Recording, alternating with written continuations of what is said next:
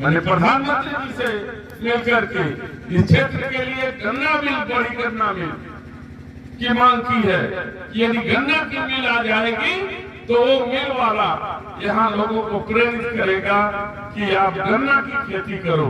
और गन्ना की खेती कैश क्रॉप खेती होती है और गन्ना के ही जो उत्पादन से पश्चिमी उत्तर प्रदेश के लोग मर्सिडीज गाड़ी में चलते हैं साथियों। इस तरह कैश क्रॉप में हम वहाँ पे तो इस बात पर इस दिशा में हम लोगों का प्रयास है।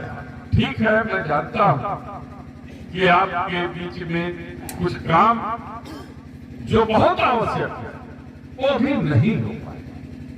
वो इसलिए नहीं हो पाए कि हमारी सरकार नहीं, हमारी निधि 80 लाख रुपया है एक विधानसभा में, 20% जीएसटी कट जाती है।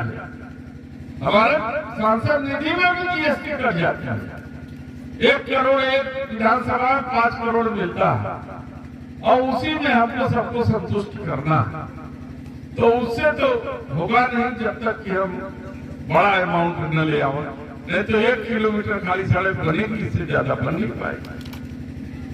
लेकिन जिस काम के लिए आपने चुन करके भेजा है उस लड़ाई को ईमानदारी के साथ देश की सबसे बड़ी पंचायत में लड़ने का काम मेरा काम है कि पीडीए को न्याय दिलाना। ये सरकार कैसे चल रही है उसका नमूना कल हम आपको बताना चाहता हूँ। बीएचयू में एक लड़का है शिवम सोडकर जो जो है क्वालिफाई कर लिया है, इंटरव्यू में दूसरे नंबर पर था, लेकिन क्योंकि वो अनुसूचित जाति का है इसलिए उसको अपॉइंटमेंट नहीं मिल पाया और दूसरे को अपॉइंटमेंट दे दिया गया। वो आज 10 दिन से धरने पर बैठा हुआ है। राष्ट्रीय अध्यक्ष जी ने भेजा हमको, और हमारे साथ आशुतोष सिन्हा जी भी उस कमेटी में थे विधायक, और हम लोग गए और उसके साथ आए, उसको हौसला भी दिए और जाकर के जो इस समय 4 जगह VC है उनसे मिले और मिल करके रास्ता निकाला कि जब तक आप भेजो कहें हमारे पास पावर नहीं है, लेकिन हमने कहा कि जब तक फैसला न हो जाए तब तक इसके साथ हुए अपॉइंटमेंट को आप ज्वाइन मत करने दीजिएगा, उसको होल्ड पर रखिएगा। मेरी बात से सहमति हुई। हमने कहा कि जब उसका आप लेटर हमको दे देंगे तब हमारा जो साथी शिवम है वो तब जो है कि अनशन से उठेगा, नहीं तो इससे पहले नहीं उठेगा साथियों। मैंने उनकी चेतावनी। तो बहुत सी चीज है।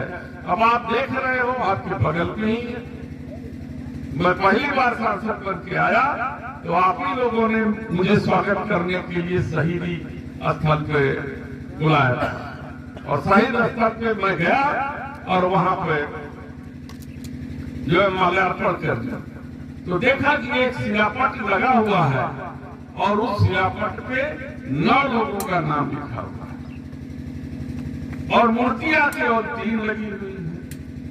तो हमने कहा कि ये 6 लोगों की मूर्तियां क्यों नहीं? तो ये पता चला कि ये 6 लोग पिछड़ी जात और अति पिछड़ी जात और अनुसूचित जाति के लोग। हम कहे शहीदों में विभेद क्यों? जिसने देश के लिए अपनी जान दी उसको हम जाति में बांट रहे हैं, उसको हम जाति में बांट रहे हैं। जो हमारे देश के लिए अंग्रेजों से लड़ते हुए अपना जीवन दे दिया, हम उसका सम्मान गैर बराबरी में करेंगे? यही है भारतीय जनता पार्टी जो आपसे तो वोट चाहती है लेकिन आपके शहीदों को सम्मान नहीं देना चाहिए।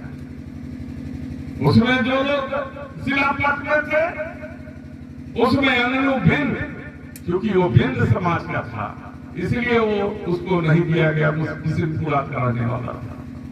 चिंगलू चमार अनुसूचित जाति का था इसलिए उसको जगह नहीं दी जा रही है। और जब मैं 10 लाख रुपया उस मूर्ति पे लगाने के लिए दिया तो उसका ये लोग अंदर से विरोध किए कि सांसद का पैसा आया जो है कि आप लोग मत लीजिए। मैंने कहा कि ये यहीं पर इसी स्थल पर इन लोगों का जो है मूर्ति लगेगी आज नहीं तो कल लगेगी, नहीं आज रोकोगे तो धरना दिया जाएगा, आप कल रोकोगे तो 27 के बाद तो नहीं रोक पाओगे।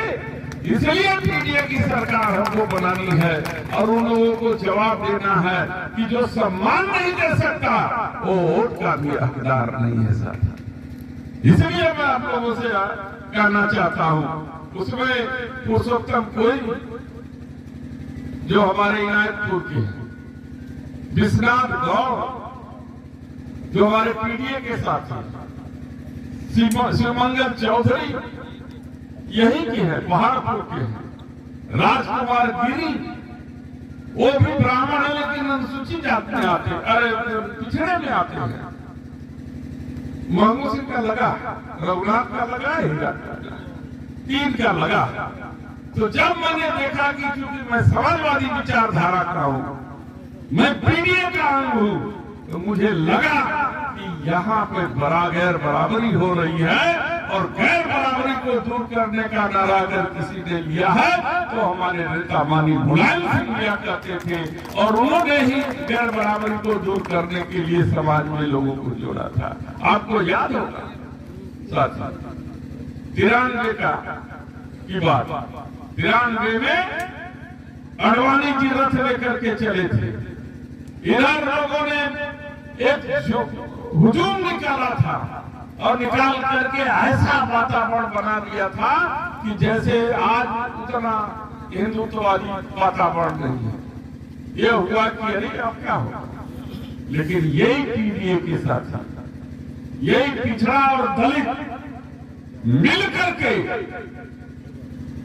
इस तरीके से गठजोड़ बनाया कि भारतीय जनता पार्टी का सूपड़ा साफ हो गया और सरकार बना करके माननीय मुलायम सिंह जी ने जो है उत्तर प्रदेश की कुर्सी पर बैठे।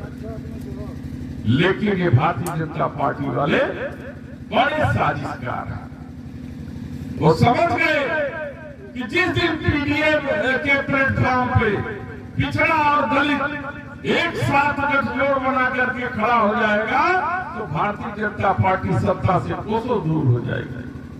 साजिश के तहत जो है कि इसको अलग करने की कोशिश की गई, उसमें अटल बिहारी वाजपेयी जी, उसमें द्रौपदी द्विवेदी जी, उसमें जो है आरएसएस के कुछ लोग थे और इन लोगों ने साजिश किया और इस तरीके का बीच में खटाई डाला कि उस खटाई को आज तक पाटने में बहुत समय लग रहा है धीरे धीरे। लेकिन मैं बधाई दूंगा अपने नेता राष्ट्रीय अध्यक्ष माननीय अखिलेश यादव जी को कि उन्होंने पीडीए बनाया और पीडीए में दलित को वो स्थान दिया जो सम्मान के काबिल था, पिछड़ा के सभी वर्गों को स्थान दिया जो उसके काबिल था और उसमें उन सभी लोगों को स्थान दिया जो समाजवादी विचारधारा के थे, चाहे हम जैसे राजपूत रहे हो, चाहे वो सत्यनारायण पाड़े जैसे ब्राह्मण रहे हो, चाहे वो राजीव राय जैसे भूमिहार रहे हो, सबको बराबर का सम्मान दे करके